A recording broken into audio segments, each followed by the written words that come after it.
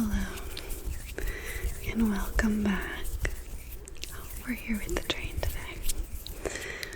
If you clicked on this video, it's probably because you are struggling with anxiety or you are very close to somebody who is. For today's video, I'm going to do my guided meditation a little bit differently. I'm going to be doing it soft-spoken, and it's just going to be a little different, okay? So just bear with me. But I really, really hope that the content that I'm sharing with you today will be transformative for you the same way that it is for me right now in this current stage of life that I'm in. So just sit back, relax, and let's just get into it, okay? So, before we get completely started, I'm gonna put my mic cover on to make the face brushing a little more relaxing. Okay, that's better.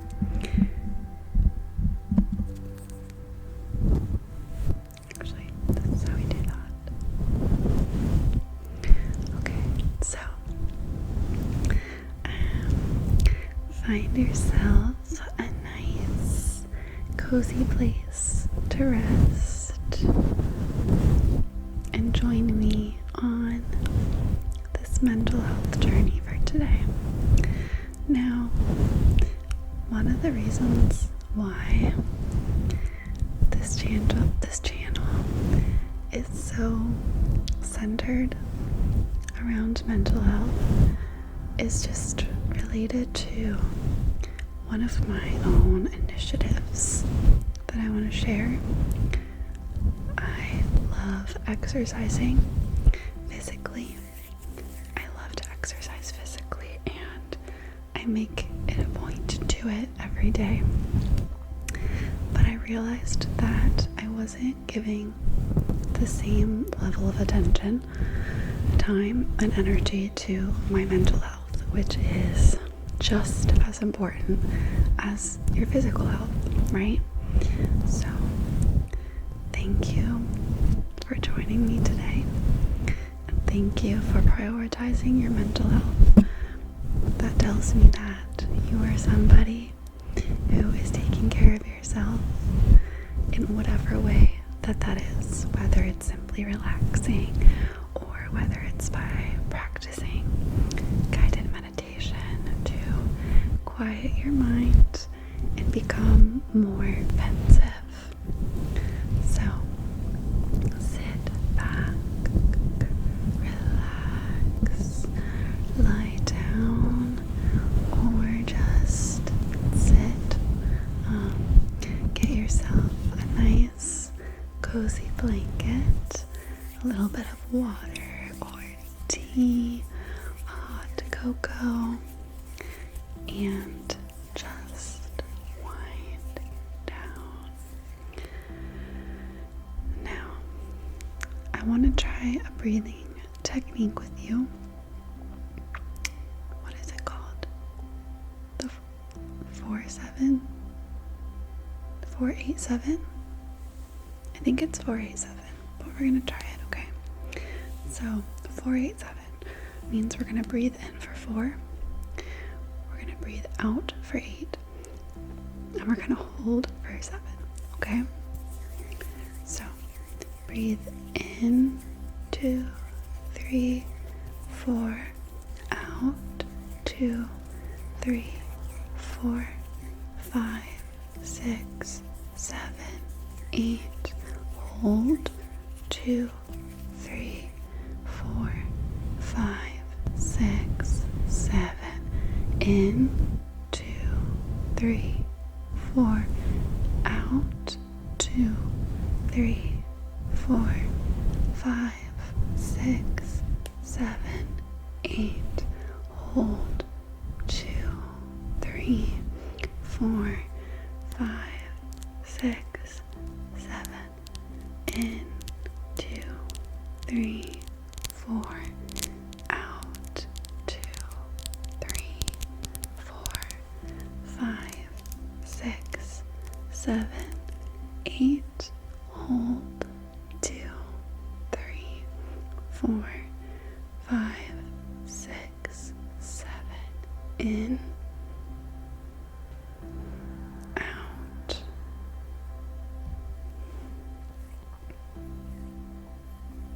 hold,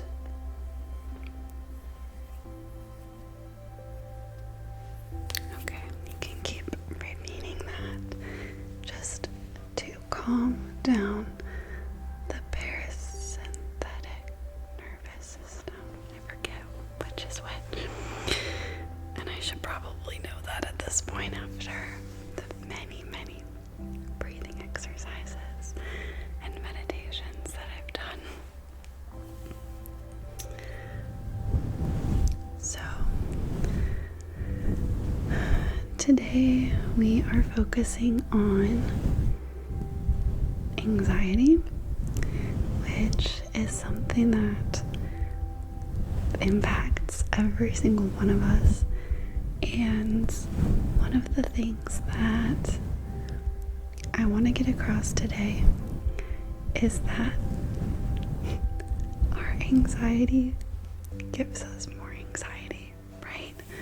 So today, one of the life-changing things that we are going to realize is that anxiety is a completely normal human emotion. It's completely normal. Every single human being on this planet gets nervous, gets scared, worries, right? It's completely normal to be worrying before you have a big test, or to be a little bit nervous going into work because you want to perform really well, especially when a lot is riding on something. It's completely normal to worry about random things going well here and there, and it's completely normal to, have in your mind the worst thing happening, especially if you're a woman, because we are literally bred to be that way. We are geared to worry about things and be looking on the horizon for any threats, right? It's totally normal. It's totally human. And I think that in today's society, which I love today's society, I'm very happy to be living today, but I do think that part of the problem is that everybody thinks that everybody has anxiety, right? We hear it all the time. And some people do have clinical anxiety. Many of us just have normal levels that we then think is anxiety, and then we get anxiety that there's something wrong with us, or that we have anxiety and that it's out of control, when really it's just normal. It's a normal human emotion, completely normal. So that's the first thing. The first thing I want to drill is that we need to normalize anxiety, but I think that we need to call it something different,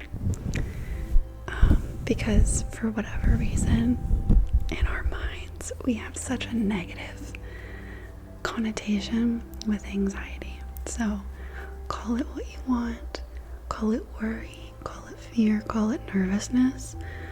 But do you remember in 2nd grade, back in, the early 2000s, the word anxiety literally meant something different than it does today.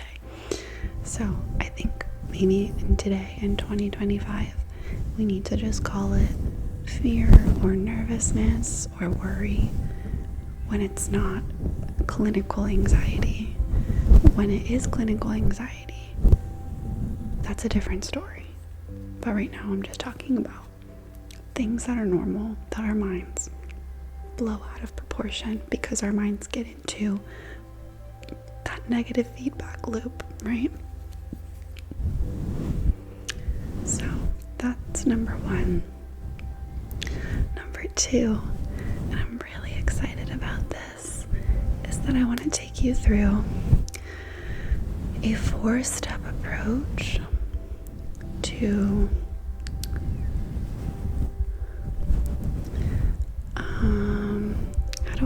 is this: a 4-step approach to embracing anxiety and turning it around to be something good in your life. So 4 steps to embrace anxiety and turn it around into something good in your life. Okay? So that's what we're going to be doing here. We're going to reframe anxiety.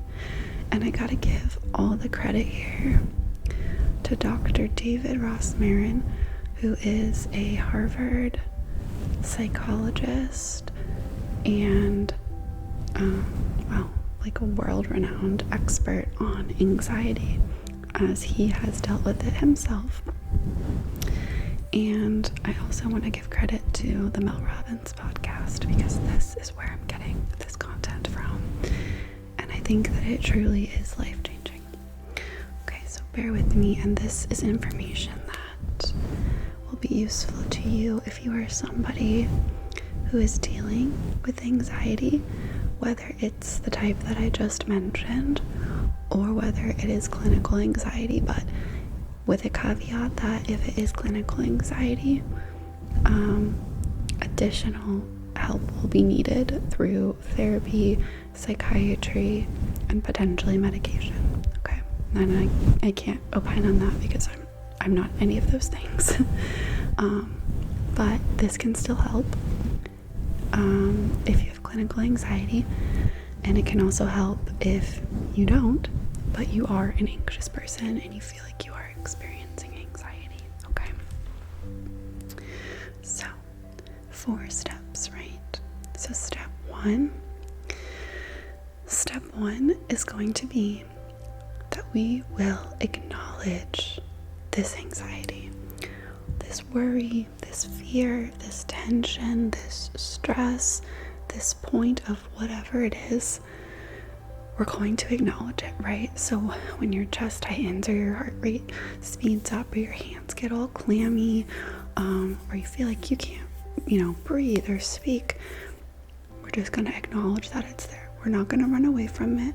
We're not going to solve it we're not going to try to dull it with alcohol or something else. We're going to acknowledge that it's there, okay? We're not going to run. We're going to say, yep, there it is. I feel that. And then the next part of that is, why is it there? Where is this coming from? We're going to acknowledge it, and then we're going to dig into it a little bit, okay? So for example, last night I got anxious. I was sitting at the dinner table with my husband, and I got this weird, just very, very sharp headache in the front of my head that just throbbed and pulsed for a second, and it went away. And I was sitting there eating, and my husband looked at me and he said, "Are you okay?" And I said, "Yeah, that was just really weird." And I told him, I was like, I just got, this weird pulsing headache for a moment, and it disappeared. And he looked at me and he stared straight into my eyes, examined me, and looked away. My husband is an emergency physician. He's an actual doctor who saves people's lives that are in emergencies. And I never see him scared or anything of the sort. And in that moment, I could tell that he was examining me to see if there was something wrong with me. But then as soon as I saw it, it went away. But that experience jarred me. And then my mind started unfolding, as it does. And I started thinking of, am I going to have an aneurysm? Is there something wrong with me? An aneurysm is like a heart attack for your brain. Like, am I about to die?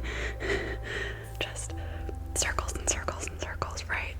You just go to the scariest places. But then I'm sitting there thinking, I don't want to panic right now. I don't want to freak out. I don't want him to know that I'm nervous.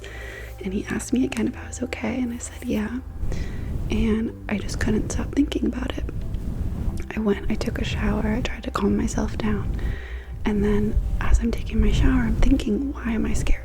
I'm trying to go through this first step. Why am I feeling this right now? And it was because I was scared. I was scared that maybe there was something wrong with me, that I was going to have to go to the emergency room, that I was going to have to determine whether there was an issue, and then have to deal with what, do I have to call out of work the next day? Like, am I gonna miss the plans that I have this weekend? Like, just going through all of that. And as I went through it, I realized there is nothing wrong with me. Like, that pain that I felt at this point was 30 minutes ago. And I experienced it once since then, but I'm still here and I'm still fine. And there's no reason that I need to be nervous right now. I'm literally just freaking out inside of my own head, but my body is fine, right? Like, my body's okay. And then, so once I dug into why I was anxious, then I finally understood I'm scared for this reason. I'm scared because I don't want to have to go to the hospital. I'm scared because I don't want there to be something wrong with me, right? Like, that's what I was going through. And then after I took my shower, I moved on to the second step because I still could not alleviate the anxiety that I was feeling. And the second step is to talk to somebody about it. So once you've acknowledged that it's there, right? We're not running away from it, we're acknowledging it. And then you've dug into why you're feeling that way, then you're going to talk to somebody about it, okay? And this is an opportunity, because if you talk to somebody that you care about this, it offers you an opportunity to connect with them emotionally. It offers you an opportunity to build an emotional connection with another person. Now, for me, that person is my husband. For other people, it might be their roommates, it might be their friends, it might be their parents, their siblings. It could also be your therapist. That really doesn't have the same benefit of building an emotional connection with somebody, because you should be building that emotional connection with somebody in your life. But you can talk to your therapist about it. But for me, it was talking to my husband. So it offers you the opportunity to build an emotional connection with somebody in your life, which is a beautiful thing. So that's what I did, because I knew that when I talked to him about it, I was going to feel better. So I told him, I said, I'm scared. And he said, why are you scared? And I said, well, I'm scared that there's something wrong with me. And he looked at me and he said, there's nothing wrong with you. Which validated, that I knew that deep in my mind. I knew that there was nothing wrong with me. Now, what I will also say is that the correct response from him should have been, I can understand why you're feeling scared right now, and that's okay, but I promise you, there's nothing wrong with you. That's what he should have said. He should have validated my feeling. So if you are somebody who loves somebody who experiences anxiety, that's what you should do. You should validate them first and tell them, I can understand why you're feeling this way. Tell me a little bit more about it. Why are you scared? So that's the good thing about talking to somebody. Another good example that they gave in the podcast was, for example, if you have a child who is nervous to go to a sleepover with their friends, it doesn't want to go. They refuse to go to this sleepover. As the parent, you might ask them, well, why? Why don't you want to go? And you might be able to dig a little bit more into that anxiety that they're feeling as a kid, because they don't fully understand it. Instead of saying, oh, well, like, that's silly. You should go hang out with your friends. There's no reason why you shouldn't go. You should ask them more questions. You should dig into it a little bit more. Maybe their friends aren't nice. Maybe they're nervous that they're going to get sick and their friends' parents are going to have to clean up after them. Maybe they're nervous that they're going to go, then they're going to want to come home, and then they're going to have to tell the parent that they want to call you. There could be so many reasons why they're nervous, but as the person on the other side of it, you really just want to ask the questions so that they can talk through it, and you want to validate their feelings. But you don't just want to push it under the rug, because I think it's really easy to just say, oh, well, you shouldn't feel that way, or, oh, well, you're being silly, or, oh, well, you should do this. Instead, we have to learn how to listen and validate. So, 1, we acknowledge and we dig into it. 2, we talk to somebody about it. And 3 is we embrace it. Now, this one I laughed at when I first heard it because I'm sorry, but when you are in the middle of anxiety, how are you supposed to embrace it? So, the way that I think about this is I think about it more as accepting it, right? Like you talk to somebody about it, now you're accepting that this is happening, that your mind is disconnected from your body. You're accepting that it's here, you're accepting that it's going to be something that you're going to have to experience over and over and over again. But you are not going to let it impact your life. You're not going to let it affect your decisions. You're not going to let it affect your actions. You're going to try really hard not to let it affect your thoughts, right? But at the end of the day, this 3rd step is all about we are not going to let this change how we live our life. So what that means is that if you're a person who gets anxious about traveling, you're gonna travel. If you are nervous about going on planes, you are gonna get on the planes, okay? And this is where the embracing comes in, because if you can do whatever is making you scared, whatever is making you nervous, whatever is giving you anxiety, if you can do that and you can rise above it, how amazing is that? How amazing is that, right? What does that tell you about yourself? That you are strong, you are resilient, and you will bulldoze anything or anyone that gets in your way, right? And so that, I think, is what Dr. Rosmarin is saying by embracing it. He's saying we are going to learn things about ourselves as we encounter what we think is an enemy, and then we're going to turn it around and we're going to use it as our friend. We're going to realize how strong we are, how resilient we are, and how what our character truly is, and how it shines through these moments that we are being tested. Right? So the plane example is, I think, a really good one, because there's been multiple times in the last month that I did not want to get on a plane. And I forced myself to. I forced myself to go through the whole thing, and I did it multiple times. And by the last time that I did it, my anxiety level was basically a 0.5 out of 10. When on the flight before that one, my anxiety level was maybe on the plane it was actually a 0, but the 2 days leading up to it, it was like an 8. And then the plane ride before that, my anxiety level was at like a 9. So we did it. We did it. And now I still have it in my mind, but I refuse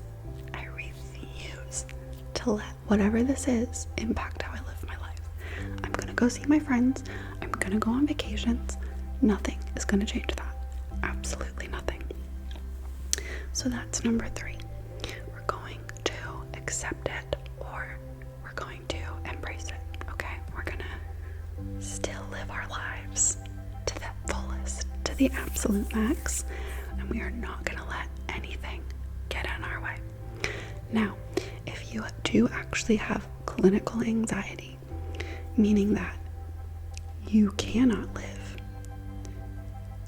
each day the way that you would like to, and it gets in the way of your everyday living, that is when you do need a therapist and potentially medication, if you're not already doing that, because that's a different level. That's on a day-to-day basis, you're at a 7 to 9 on the anxiety scale, where most people are probably 1 to 3, and then 4 to 6 is like probably what most of us think of as anxiety, but isn't really clinical, it's not really impacting your day-to-day. 7 to 9 is, and that's a different story. Okay, so then step number 4 is that we're going to let go.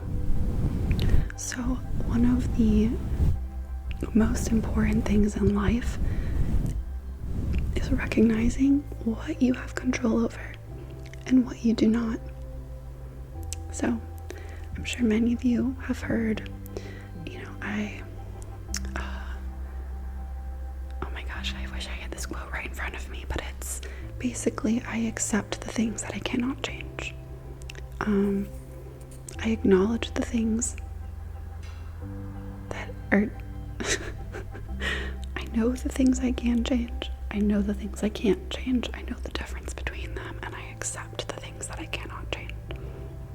That's not a very pretty way of saying it, but you know what I'm saying, right? So the wisdom to know the difference between what you can change and what you can't change. Okay, and so this anxiety, sometimes you just have to let go of the control. Now this is where sometimes spirituality comes in. If you do believe in any kind of higher being, that is amazing. It's amazing, a beautiful, amazing thing for your mental health, because you can just let go and push it to that higher being and say, take the wheel, take the reins, okay? I give you control. I cede control because I cannot control this. So that fourth step is we let go. We let go. We acknowledge that we can't control it. That's the hardest step, but the most important one. So those 4 steps from Dr. Rosmarin. 1, we acknowledge it and we dig in. 2, we talk to somebody about it. 3, we embrace it, or we accept it and live with it and thrive with it. That's really the key, is thriving with the anxiety and finding ways to let it show you who you truly are in your heart and soul. And then 4 is letting go. Let go of control. Okay, so I want you to relax, breathe in, out, in, and out. I truly hope that today's revelations will be revolutionary in your life. I just learned them this week. I highly encourage you to listen to the Mel Robbins podcast. There's an episode called something about anxiety, and this is where I got the content for this. I think Dr. David Rosmarin also has a book that I'm probably going to read, because I am just really interested in this topic and basically in any way to reduce this, and if there is actually a way to thrive with this in my life, like if I can turn this into something positive and incredible, you better bet that's what I'm gonna do, right? That's what we're all gonna do, okay? So thank you for joining me today, and thank you for prioritizing